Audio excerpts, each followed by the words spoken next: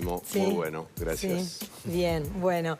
Decíamos que durante el fin de semana algunas frases te valieron de Cuando la tiraste sabías que iba a tiroteos, generar, ¿no? Sí. No, en realidad no, porque fue una homilía, fue hablando medio espontáneamente y bueno, pero está. Bueno, Después esa frase se toma de titulares. Sí, queda la frase, queda ahí el se balde se mediatiza. laicista.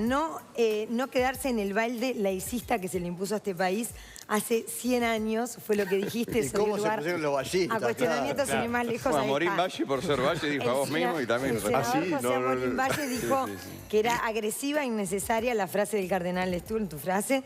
Libertad y laicidad son pilares para un Estado que es y debería ser ejemplo de integración, dijo Amorín Valle. En Twitter, ¿no? ¿Cómo lo viste? Lo de Amorín, estoy totalmente de acuerdo.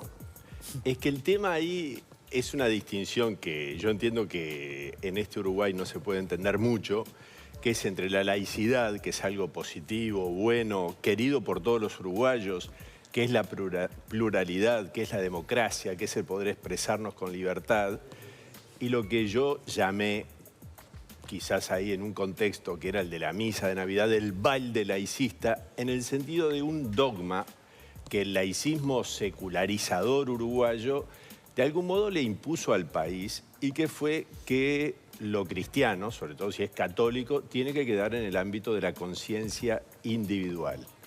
Eso lo tenemos introyectado muchos católicos también. Y eso es un error. ¿Por qué? Porque el cristianismo, como cualquier... El cristianismo no es una idea, digamos, una ideología, es una fe, pero pongámoslo a nivel de las ideas.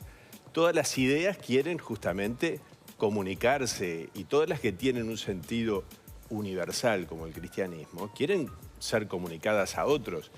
Entonces, eso de que lo cristiano tiene que quedar en el ámbito de la conciencia individual, que es como un dogma del laicismo secularizador uruguayo, eso es lo que yo digo que hay que sacarse el balde de la cabeza. Pero la laicidad en cuanto a libertad, integración, sociedad plural y democrática, por supuesto. Y el culto separado del Estado no quiere decir separado de las personas en su vida cotidiana, ¿no? Pero exacto, la separación de la Iglesia y del Estado fue algo positivo para el Estado y para la Iglesia. Eso hoy yo creo que nadie lo discute ni nadie pretende volver atrás. Lo que pasa es que en muchos países es común que la Iglesia participe de otra manera en el Estado. Entonces, para el uruguayo defender eso de repente también es valioso, porque vos mismo lo valorás, ¿no? Lo que implica la laicidad. Claro, lo que pasa es que nosotros, los uruguayos, hemos asumido algunas cosas como que son propios de la laicidad y no. Pongo ejemplos que parecen. El mismo calendario nuestro es el único calendario del mundo donde la Navidad no se llama Navidad, es el Día de la Familia. Ni que decir de la Semana Santa y el turismo. Se mantiene igual, ¿no? La Navidad, Reyes, un calendario que es muy católico cristiano y que sin embargo se le pone otros nombres. Navidad le ganó el Día de la Familia, pero turismo yo creo que está ahí con Semana Santa. Pero se mantienen los días, digo. Se mantienen los días. Bueno, eso fue toda una discusión. Yo justamente estudié eso, hice un trabajo sobre eso hace unos años. Pero después hay otros elementos que tienen que ver, por ejemplo, con que se ha desconocido mucho en el Uruguay lo que ha sido el aporte católico a la sociedad. ¿Y eso por qué? Bueno, esos son por prejuicios que ha habido. El único monumento en el Uruguay que nunca fue inaugurado fue el de La Rañaga. La Rañaga está puesto ahí, nunca se inauguró ese monumento. Nunca decís que hubo un acto de inauguración. Nunca.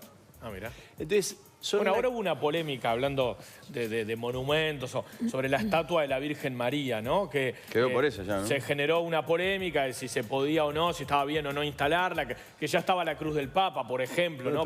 Eso de no tener, eso es insólito. Es decir, en el mundo de América Latina, es una cosa que uno lo plantea. Yo cuando estuve en Colombia en octubre y después ahora en Roma en noviembre, en Roma no tanto, obviamente, porque hay otra cantidad de cosas, pero me decían, sí, ¿qué pasó? ¿Cómo puede ser? Es decir, resulta insólito que una expresión como es la Iglesia Católica no pueda colocar una imagen tan significativa, pero aparte no es solo significativa para la Iglesia Católica, es significativa culturalmente para el Uruguay, y eso es lo que se niega, porque, yo digo, llegó hace 500 años Solís al Río de la Plata.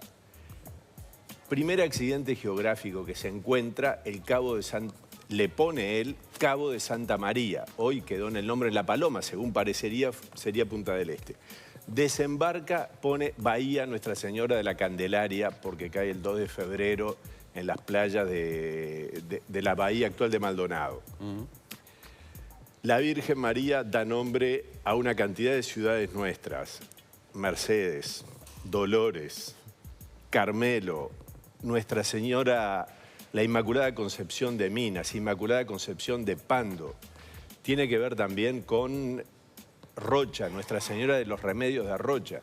Entonces hay hasta una cuestión cultural cristiano-católica que se quiere como achicar, sí, negar o porque ahí arrinconar. Es otra cosa ¿Eso es lo que yo estoy en contra? Vos decías sobre lo católico cristiano pesa de otra manera la laicidad o el laicismo y uno lo ve cuando aparecen, no sé, no hay ningún problema en poner una imagen de la Virgen de Yemanjá o de Confucio. Ahora, si es la Virgen María, sí. Exacto. Entonces, eso es contra lo que yo voy, por un lado.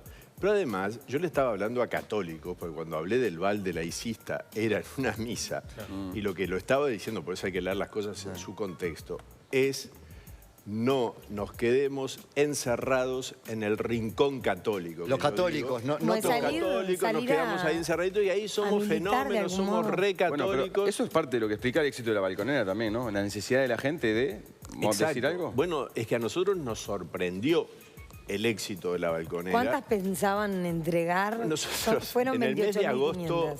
porque también había que... Las vendimos a precio de costo y en el mes de agosto... ¿Cuánto costaban? ¿200 pesos? 200 pesos, sí. El costo era 194 pesos. Cuando comenzamos a hacer, le dijimos, ¿qué hacemos? ¿3.000 o 5.000? Porque había que poner los chanchitos para las 5.000 ¿no? antes, para mandarlas a hacer. Y dijimos, vamos a hacer 5.000. Bueno, tuvimos que seguir haciendo. Llegamos a 30.000 al final, porque las 28.500, bueno, hacemos las 1.500 más. Llegamos a 30.000 balconeras, que en el Uruguay es mucho, y que para la Iglesia Católica Uruguaya, con todo esto, es mucho y es positivo. ¿Es algo también de la Iglesia o tiene que ver con el concepto de Navidad que como vos decías, que se ha transformado más en un hecho de comer y consumista que en el sentido religioso inicial? Exacto, o sea, nosotros, el mensaje era muy claro, Navidad con Jesús. Es decir, la Navidad se ha transformado mucho en fiesta comercial, ha entrado el Papá Noel, con todo respeto, pero que es una cuestión comercial, porque tiene su origen en el Santa Claus, que es el San Nicolás, que en Europa es el 6 de diciembre, y una empresa comercial muy famosa de este mundo lo transformó en la década del 30 en el actual Papá Noel con los colores de ella. Entonces... El diseño, el dibujo, todo fue una estrategia de marketing de Coca-Cola, digámoslo. No es muy difícil tampoco. Ahora, no, estaba mirando ahí justo una de las imágenes que incluso también generó polémica, que es la balconera en la casa del presidente Tabaré Vázquez, ¿no? En la casa particular, más allá de que el presidente no vive en la residencia de Suárez, pues podría tener su casa particular y vivir también en la residencia de Suárez, pero bueno, generó eso, polémica también, y a su vez fue una buena movida de marketing para la Iglesia Católica, que seguramente la esposa del presidente, que es católica, practicante, pusiera la balconera, ¿no? Sí, yo creo que fue muy bueno. A mí, obviamente, me alegró. Me alegra ir por Montevideo y ver las balconeras. Y que esté en la casa del presidente, bueno, también me alegra. Yo no pasé por ahí, pero vi la foto, claro, obviamente. Ahí estamos viendo la imagen. Ahora, ¿les sorprendió? Porque también... Bueno, lo de la frase fue algo bastante polémico en estas últimas horas, pero lo de la balconera también generó una movida, sobre todo ahora la gente se está expresando a través de las redes sociales, en las cuales muchos cuestionaban eso, decir, bueno, ¿por qué esa expresión? Y iba un poco a lo que usted decía hace un rato, ¿no? Que en Uruguay está eso de que debería ser una cuestión de la conciencia o hacia adentro, del hogar, de la casa, y no exponerlo públicamente como en este caso, ¿no? ¿Les sorprendió esa polémica por la balconera?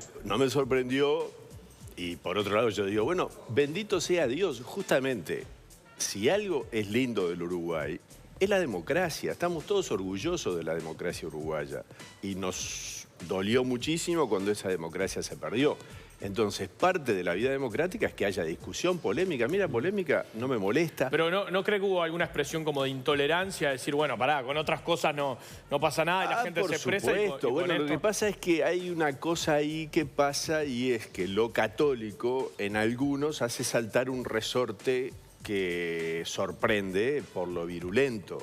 Y que tiene que ver con ese no con la laicidad positiva, sino con ese laicismo secularizador de hace 100 años. Cardenal, ¿hay alguna autocrítica de la Iglesia en por qué cierta parte de la ciudadanía uruguaya tiene esa posición frente a la Iglesia de desconfianza, de recelo, de lejanía, que vaya más allá de la laicidad impuesta? ¿Puede haber algo de cómo se comportó la Iglesia en ese rechazo? Si una institución ha pedido perdón por cosas que ha hecho, ha sido la Iglesia Católica. En el año 2000, el Papa Juan Pablo II, solemnemente en el jubileo del 2000, pidió perdón por todos los pecados de la Iglesia en el milenio. Y así sucesivamente hemos pedido perdón por errores de los hombres de la Iglesia. La Iglesia es una institución de 1000 o no sé cuántos millones de personas. Por supuesto que hay errores y errores históricos. Pero algunos errores históricos de la Iglesia se usan aquí en el Uruguay o en otras partes. Es como si cada vez que un liberal dijera una opinión y yo estoy en contra, le digo, y ustedes mataron en la Revolución Francesa, guillotinaron. ¿Qué tiene que ver el liberal uruguayo con la guillotina de la Revolución Francesa? Daniel, hablando del pedido de perdón, tú lideraste un pedido de perdón por casos de abuso sexual o violación del celibato. Te escuchamos hace relativamente poco refiriéndote a todo eso. La pregunta es, ¿alcanzaba con el perdón y que la Iglesia escuche a las víctimas? ¿O quizá había un paso más para dar, para actuar y que algunos casos terminen en la justicia? Para nosotros es clarísimo que si es un caso que está sucediendo actualmente, la Iglesia tiene la obligación de llevarlo a la justicia. El tema es cuando son casos Pero viejos, muchas veces casos eso no pasados. sucede. Muchas veces la Iglesia mueve a la persona Hoy de por una hoy, iglesia a la otra. No.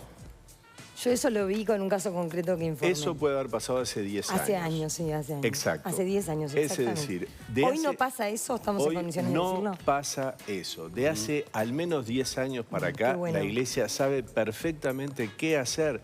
Y el primer punto es, si llega a haber un caso actual, y algún caso ha habido, incluso públicamente y no de sacerdote, la Iglesia, pero sí en la institución católica, la Iglesia ha llevado inmediatamente a la justicia el Bien. hecho. Eso es un cambio que se está clarísimo. dando en la Iglesia que es positivo, ¿no? Porque Pero yo digo, primero es un cambio de toda la sociedad. Porque, en denunciar a las ver, cosas. El que pasa en la Iglesia es terrible. Nunca tendría que haber pasado. Es un dolor enorme, avergüenza y pido perdón nuevamente.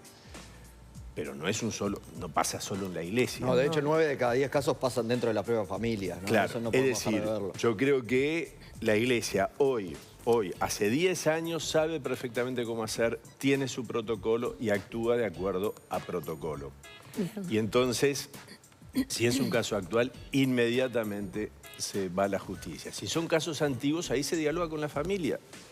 Hace poco, un caso lamentable también, yo le dije, bueno, pero ustedes quieren... No, nosotros no queremos un caso de hace 15 años, 20 años. Hay un cambio en la Iglesia, justamente la llegada del Papa Francisco, un discurso aperturista, integrador también, y en este punto también se ve un cambio. Sí, yo con todo ahí quiebro una lanza a favor del Papa Benedicto XVI, porque... Comenzó ahí, es cierto. Es decir, a Juan Pablo II lo agarró ya al final de su pontificado, viejito y enfermo, pero quien puso las cosas, aclaró y puso las cosas con toda, digamos, severidad, fue el Papa Benedicto.